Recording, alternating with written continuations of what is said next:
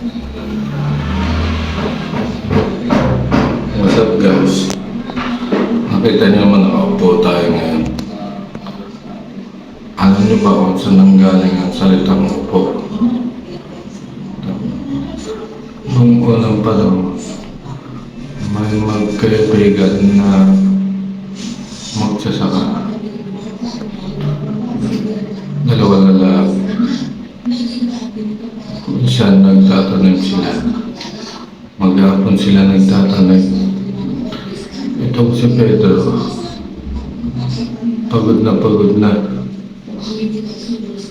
Kaya ginawa ni Pedro, umupo siya, pero hindi patawag mag-upo. Tinanong siya ng Juan, Pedro, ba't gumanyan ka? Pagod ka na ba? Sabi ni Pedro, upo. Yun lang. Sana makatulong.